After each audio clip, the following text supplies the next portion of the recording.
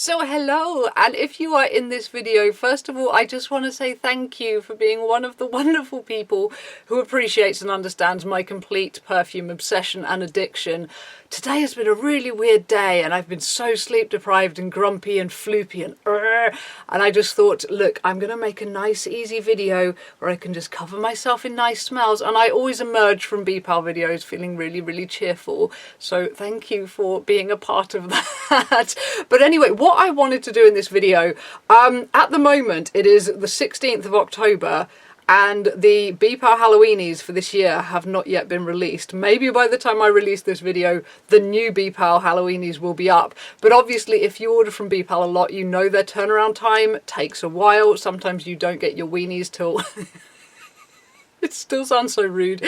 Sometimes you don't get your weenies until like nearly Halloween. So I thought, as a Halloween kind of weenie build-up, oh, it still sounds rude. It might be fun to just go back over some of the classic Halloweenies that I think are just the shit. So this is a big collection in front of me of all of my favourites from various years. Which, yeah, if you want to hunt these down, you can try the forum. I will link it below. There are Facebook groups where you can buy and sell BPAL. eBay is another place to look. You can track down old limited edition scents. Like, quite a lot of my collection is old limited edition scents that I have gone on crazy wild goose chases to get, and nothing has eluded me so far. If you go at it with enough obsession in your pursuit, you can generally track down anything, is my experience. So anyway, without further ado, I'm going to jump in with just the most obvious one. Obviously, I have to start with Sauin, which is this one, and they describe it as truly the scent of autumn itself. Damp woods, fir needle, black patchouli with the gentlest touches of warm pumpkin, clove, nutmeg, allspice, sweet red apple and mullein. Mullein? I don't know how you say that, and I don't know what it is, but everything else sounds lovely. And Sauin, I actually own this in perfume oil, hair gloss and atmosphere spray, and I really hope they bring back the atmosphere spray at some point, because that stuff, like, it's also a linen spray. You can spray it on your clothes, you can spray it on your duvet, you can spray it in your hair, you can spray it on anything, and it lasts and lasts and lasts on clothes. So you can have clothes that just have this Sauin smell, and I've used about half of my bottle already, so if they could bring that back, that would be really nice. Hint, hint. So anyway, Sauin, it literally is. To me, I think particularly because this bottle is a 2014 bottle, but I think my first bottle was from 2006. So Sauin has been the smell of Halloween for me for, what's that, like 14 years. But it is. Let's stick it on, even though I know what this smells like. I want to try this one on because I want to try it upsides Sauinophobia, because that's the one that I am obsessed with this year. Is Sauinophobia, which is very similar, but I've never tried them side by side just to see, okay, what is the difference though? There's something different. What is it? So Sauin, like, seriously, if you're obsessed with the whole typo negative, her perfume smells like burning leaves thing, you need to get yourself Sauin, because it so has that vibe. It does have this like crispy, dried, possibly burning leaves thing, but with kind of cold, crisp October air going on. And you get a little bit of spices, a tiny bit of apple. I tend to find the apple note is more prominent when the bottle is fresh, and then it kind of, as it ages, it gets more kind of deep and spicy and mysterious. But Sauin, because I've been wearing Sauinophobia so much, Sauin now smells quite feminine to me. So let's move on quickly to Sauinophobia just to compare it. So Sauinophobia, my bottle, I'm afraid, is rather trashed. This is a bottle that I actually bought back in 2011, I think it says. I bought this for my ex-boyfriend because he basically stole my old bottle, and he was like, get me another one, I'll totally pay you back. Yeah, bullshit, that dude never paid me back for anything. He still owes me £200 and my hoodie. 2 hoodies, also my first pair of new rocks, not cheap, dickhead. So anyway, I'm quite glad he never got this bottle, even though the label got kind of trashed while I was carrying it around, waiting for when I would meet up for him and he would pay me back. Ranty pants. But anyway, I'm really glad I have it because it's lovely. So Sauinophobia, they describe it as the fear of Halloween. Menacing Haitian vetiver, patchouli and clove with a shock of bourbon geranium, grim oak moss and dread-inspiring balsams pierce the innocuous scent of autumn leaves. So that's weird, actually. The scent notes are really quite different to Sauin. I mean, you've got the autumn leaves still, you've got the clove still, I think patchouli, but there's a lot of different things. However, the vibe is very, very similar. It's very, very similar, but just a lot darker and more kind of menacing smelling, and a lot more masculine as well. As I say, my ex kind of ran off with my first bottle because admittedly it did smell amazing on him. So actually smelling it side by side to Sauin, yeah, you can tell they're in the same family, but smelling it side by side, the patchouli, there's this really deep aged, gorgeous, like that rich sticky patchouli, you know. Obviously, as I say, this is like a 2011 bottle, so it's like 9 years aged. And the clove and the autumn leaves, it's still got that very kind of like burning leaves, kind of like crisp October air kind of thing going on. I don't know about it having bourbon geranium. I don't know what bourbon geranium is, but like I wouldn't have guessed there was geranium in a scent as masculine as this. But yeah, I really love this one. It's very Sauin-like, but it's just darker, spookier, and it lasts forever. Like I can still smell it on my skin 2 days later, which like never happens for me. So yeah, Sauinophobia, I think they do bring it back. Actually, I have seen it brought back some Weenie seasons, so you may find that Sauinophobia comes back this year. And I would say if you are a dude and you've tried Sauin and you thought it was a bit girly for you, I think Sauin is completely gender neutral, to be honest. But Sauinophobia is definitely more masculine. So blowing on from the spooky ones onto the foodies, because Weenie season for me, I absolutely freaking adore the foodies they do at Halloween season, because you've got all the like the caramel apple, you know, the toffee apple kind of scents and the pumpkin scents, and there's usually a lot of foodies. So the first one I have to go with is frosted pumpkin spice cookie, and this is one without notes because that's literally what it smells like, is frosted pumpkin spice cookie. Now, being in England, pumpkin spice stuff is not something we really have. It's not something we've cottoned onto. We don't really cook with pumpkin. I'm planning to make some pumpkin pie this year, and just because I've never tried it and I want to know what it tastes like. So I'm planning to try it, but pumpkin spice I've never tried. I've never eaten anything pumpkin spice. Oh my god, I can smell it from here. And yes, frosted pumpkin spice cookie actually is a weenie that I tend to wear pretty much all year round because it's just so gorgeous and so comforting. And all the notes are there, like the frosting is there, and it's like cream cheese frosting, that really good. I think my mouth is watering smelling this. Like, you can literally smell this thick, gorgeous cream cheese frosting. And it almost reminds me of, because as I say, I've never eaten pumpkin spice stuff, it almost reminds me of carrot cake, like a really well-spiced carrot cake, like really moist with a big, thick layer of cream cheese frosting on top. But you get this it's because like pumpkin notes, I've been kind of a little bit thrown by some pumpkin notes that are too much like raw pumpkin. It's like, this is a bit of a weird smell, whereas this kind of sugared up, spiced up, baked into a cookie pumpkin is delicious. And there's like a lot of spice in there too. I don't know what kind of spice, like cinnamon, ginger, nutmeg. Just all the good sweet cookie spices, you know, and the frosting, and And it's another one that lasts absolutely ages. The year on this was 2015, so this is 5 years old, and I've actually done quite well for preserving it. I've still got most of a bottle left.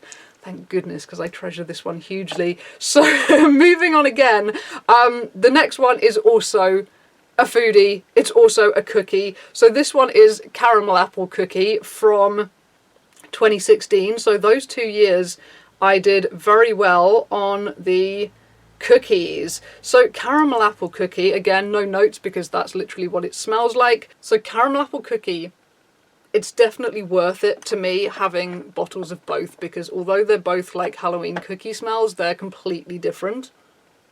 The apple in this is still very, very like fresh and crunchy. Like, you smell it and you can just hear the crunch and the dribble of somebody biting into like a really like fresh, juicy apple. It's amazing.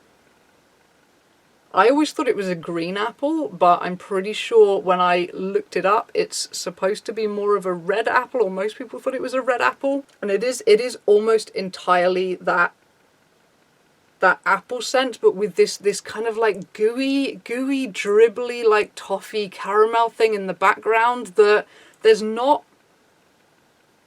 a lot of cookie in this one. Like frosted pumpkin spice cookie is like a freaking cookie with like gorgeous cream cheese frosting all over it. Whereas caramel apple cookie honestly could be a caramel apple rather than caramel apple cookie. Except that the caramel note is so dribbly. It's not, you know, when you get a caramel apple and it's like it's set and the toffee is hard and it doesn't really smell of toffee. This you can smell the caramel, and it's not that caramel note that I don't like that's a bit too close to maple syrup. I had one scent that I remember wearing to a club and my friend being like, did you have a mishap in the kitchen with maple syrup because you stink of maple syrup? And I ended up getting rid of that bottle because I was just like, I don't think I want to smell like I just bathed in maple syrup. Whereas this caramel note, it's just a nice sweet gooey touch in the background of the apple, and I love it. So moving on back to the spookies, this one is a scent that took me a lot of pursuing. This is actually still my decant, but I do have a bottle somewhere, so here's the picture of the bottle. This is black clove, tobacco flower and grave soil hair gloss. And this one was very, very, very popular, and it was very, very hard to get a bottle of, but I do love it. And actually I don't use a lot of hair gloss. Having short hair, I've only recently been using my hair glosses in my natural hair rather than using them as body oils, because when I dyed my hair this colour this time, dude, I fried it. The bleach, I fried it, and when I was in the shower I was running my fingers through it and it was literally just ripping out in handfuls in my hand. Just this like bleached albino mess in my hand. I was thinking, I'm gonna have to chop it to here. What am I gonna do? Is it time to get a fringe? What do I do? And BPAL hair gloss has absolutely saved the ends of my hair. Like it's all still here. I gave it a trim of about this much, but honestly it was to here, it was wrecked. And BPAL hair glosses have smoothed it down. It's lying flat again. It doesn't look like cotton candy.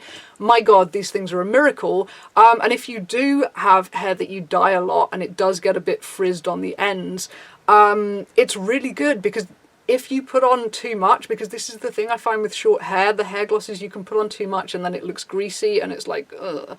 But actually, since I fried my ends, when I put it on, if it ends up looking greasy, I just have to leave it a few minutes and my hair soaks it up and it looks fine. So this one, again, is one without notes because the notes are written on the bottle. Black clove, tobacco flower and grave soil hair gloss.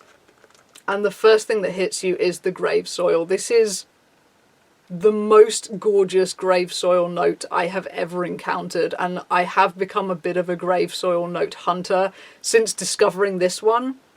I do have the single note. It's quite easy to get hold of a single note grave soil to layer with. They've released it a few years, so there's quite a lot of bottles out there. But this one, you've got the grave soil and a hint of this kind of like musky, sexy tobacco. Tobacco's always so musky and sexy. And then the clove is quite a sweet clove bud scent. But it's, I mean, it's goth in a bottle. It's absolute goth in a bottle. You've got Clove cigarettes and grave soil and total goth in a bottle. Definitely one of my favourite hair glosses, and I'm so chuffed to finally be able to actually use it in my actual hair, even if that means I'm basically chuffed about having frazzled the ends of my hair completely. Oops. So moving on to one that honestly, I first got this a while back and I really wasn't sure about it initially, but this year it has really started growing on me, and that is Pumpkin Queen. This is a bottle from Halloween 2006, so it's very, very well aged. I only acquired it, I think, on the Labs Etsy site probably about a year or two ago, so I haven't had it long, but they describe it as the glorious grand dame of the pumpkin patch. Regal Egyptian amber, red ginger, orange peel, mandarin, cardamom, fig leaf, and warm pumpkin. And if you read the reviews on this page, like, everyone is just going into raving ecstasies about this scent. So, because I checked all of this before I bought it on the Labs Etsy, and I was just so persuaded. I was like, I have to have this. And I think the main thing I wanted was the Regal Egyptian amber. Like, I thought it was going to be quite a deep, sexy, perfumey smell, and it's really not. It's very different. It's the pumpkin that seems to dominate for me, but actually looking at the notes now, I think it's the orange peel and the mandarin that make the pumpkin smell so bright and so orange. Like, it's a very orange scent. Like, you can see it, and it's exactly this kind of orange, like quite a soft orange. It's not this neon orange, it's this kind of soft orange is how it smells. And it almost smells a bit like I said, I've never tried pumpkin pie, but I would swear there's something in this that almost smells like a bit of pie crust. But it's mostly a very sweet, uplifting, happy, light, Halloweeny smell. It's a lot more kind of feminine and light than I usually wear. But it has really, really grown on me this year. It's just such a lovely, light, bright, happy, kind of like, you know, October days when the sun really shines and it's really bright, but it's just cold enough to wear clothes that you really like, and you get to go out to the graveyard or something in the lovely sunshine and crunch through the leaves. It's got that sort of happy October vibe, and then I guess you come home and maybe you cook some pumpkin pie. Because I swear, can smell a hint of pie crust in this. Maybe that's the cardamom and the red ginger, since those are kind of like baking spices to me, I guess. But anyway, yeah, I wasn't sure about this. I got it and I basically didn't wear it, and the only reason I kept it was that it's so sought after. Like, I think honestly we're all swayed like this, aren't we? You know, if you know something is treasured by other people, you treasure it a bit more, even if it's not treasured by you. So I ended up keeping it, just thinking, but other people love it, why can't I love it? And this year it's grown on me, so that's been great. So moving on to one that was from Halloween last year, and this is the one called The Empty House, which has a very creepy label of a vintage Halloween costume, I think. That's vintage Halloween costumes in like sepia photos are some of the creepiest things I've ever seen in my life. So the notes they list on this are black oud, wood smoke, mahogany, pine pitch, and blackened pumpkin. Unfortunately, on this page, they're not giving the description, you know, the flowery, this is what the inspiration of the scent is description that they usually give. Because I remember that made it sound like this scent was going to be very, very bleak and cold. And obviously you've got wood smoke, you've got mahogany, you've got pine pitch. Those could all be quite cold smelling notes. And the blackened pumpkin, I was thinking, is it going to smell burned? Like, what's it going to smell like? And this one was a complete surprise to me because it's actually an incredibly warm smell. Or rather, what I love about this scent is that it's warm and cold all at once. It's got this kind of the coldness, like the outdoor kind of icy breeze of the pine pitch, like this kind of icy forest breeze of all the cold kind of like almost snowy kind of forest scent coming in. And yet you've got the blackened pumpkin, which actually just comes up as this really warm foodie note. It's almost God, not vanilla, but hard to say. As I say, maybe it smells like pumpkin pie, because I've never tried it, I've never smelled it, but it's a very warm, cozy, foodie scent, and yet there's this kind of blast of like icy forest air, and it really makes you, to me it's almost more of a Yule or something. Maybe, am I wrong? Was it actually a Yule instead of a weenie? No, it's got pumpkin. It must be a weenie, but it really feels like it's, you know, one of those days when you've been out sledging or something in the snow and you've gotten really cold, and then you've come in and it's cozy. It's got that cold and the warm, and I love that.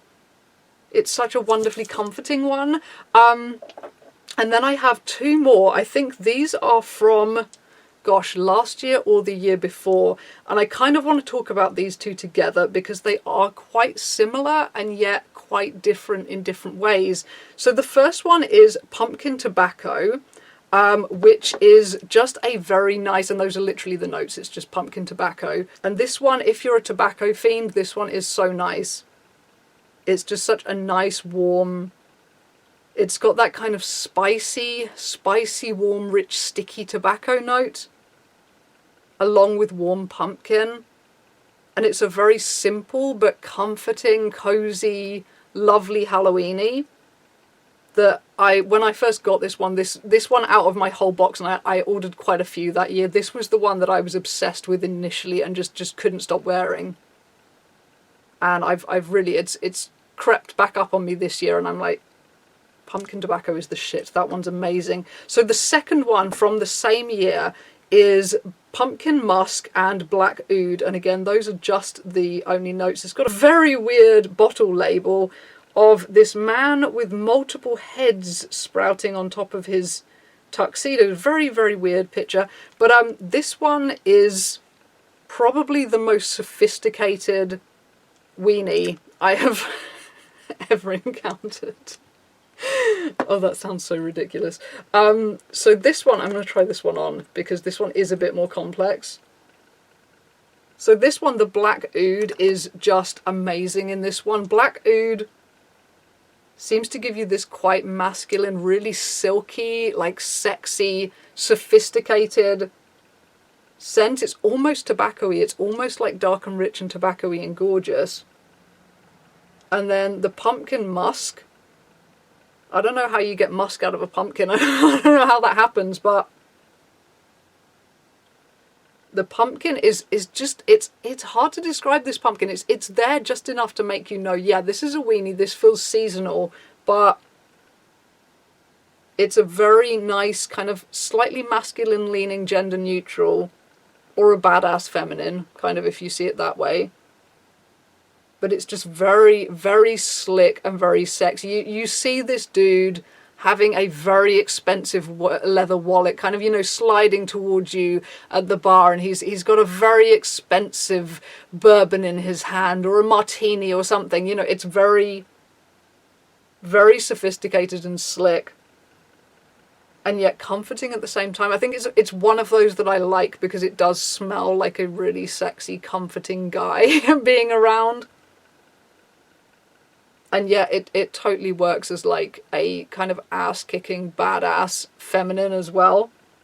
I could see a dominatrix wearing this and pulling it off great. So the final one that I wanted to talk about, and believe me, I had to whittle my list like hell. There was like a lot more that I could have talked about, but I'm like, this video is going to be 3 hours long, so let's just keep it to that. So the final one I'm going to talk about is an atmosphere spray, which, as I say, you can use on linens, and I've sprayed this one on my bedclothes earlier, and I love it so much.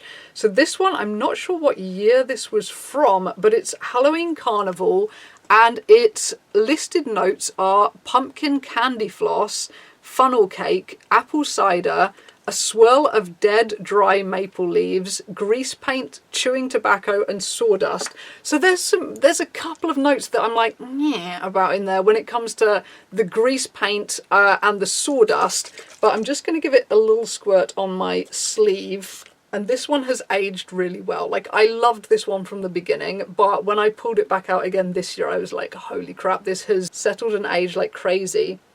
So the thing that really comes through now is the apple note, the apple cider.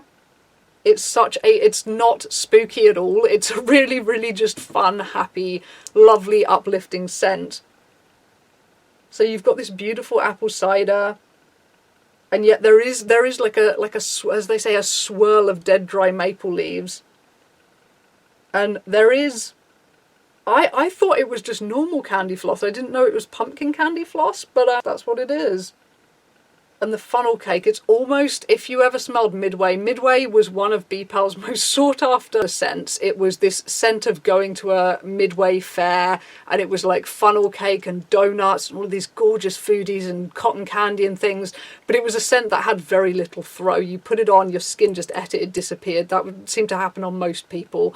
And this one, it has a good feeling of Midway, but it's good and strong, and it's just got that hint of spook with the pumpkin note and the dead dry leaves and the apple cider, but it's still got the funnel cake and the candy floss and that fairground vibe. It's just so happy and uplifting and wonderful. So anyway, that is my whittled down list. As I say, there were more that I wanted to mention, so I might leave some honourable mentions in the drop down just to give you some of those that I didn't get time to mention and axed from my list. But that's basically my favourite weenies at the moment, and I'm very excited for the drop of the next one. Although, dude, I'm so broke right now. October is expensive. You see so many cute things in October to buy. October is expensive, man, so I'm broke right now. So I'm kind of privately hoping that the Halloweenies actually don't drop for at least another week right now so that I can afford them. And I'm also hoping that I only want 4 bottles maximum, but I do still enjoy the fuck out of the moment the weenies drop, and it's like, okay, it's time to start reading and listing. And my final tip to give you guys, because somebody dropped me a comment on Instagram the other day saying that their first BPAL order had been a really big disappointment. Everything smelled like a floral grandmother, and I was saying to them, biggest tip for buying BPAL when you're new to buying BPAL, or to be honest, any time with buying BPAL, is do not start by reading the scent inspiration. Don't even read the scent name. Literally just go directly to the scent notes. Don't get attached to what it's supposed to smell like. Don't get attached to like, oh, but this sounds so artistic. No, skip straight to the scent notes. Only read those. And if you know that you don't like roses and jasmine and florals and things like that, I like roses, but most florals, not for me. And I think a lot of people, florals do just smell like your gran, to us, quite a few of us. So no matter how eloquently it's described, if you know you don't like florals and there's like jasmine and mimosa and all of that up in the shit, like, skip it. Even if it's called The Witches and you're a witch and it sounds amazing, if it's got those notes, you're not gonna like it, okay? So don't go for it. So this is what I do these days, is I scroll really quite fast, just going to the notes, and the minute I see a note I don't like, on to the next one. And it's only when my bottles actually arrive and I've tried them and decided what I genuinely like, that's when I go back and I read the scent like descriptions, and I'm like, oh my goodness, this is nice, I like it, and it sounds so eloquent. So then you get to enjoy that afterwards, but don't be led by the scent theme, because Beth's idea of that scent theme is often different to yours. This was a big problem for me when I started with BPAL, that I would see things that sounded witchy and gothy and mysterious, and then the notes were just not for me and I would hate them. So straight to the scent notes, that's the way to do it. So anyway, this is quite long now, so I'm going to shut up and go away and have a nice time, because yes, today has been a weird day. I've been sleep deprived and grumpy, and I was really worried about a friend for certain reasons, and just before I started making this video I got the news that actually they're fine and everything's good. So I'm gonna phone them up now and have a chat. So I'm going to shut up now and see you soon. But hopefully this gets you excited for the weenies. And as I say, maybe they've dropped by the time I upload this video, and maybe we're all shopping already. But these are my classic favourites that I smell of mostly this year. So thank you for watching, and thank you for being a part of my perfume obsession in the videos that always cheer me up. So over and out. Bye bye.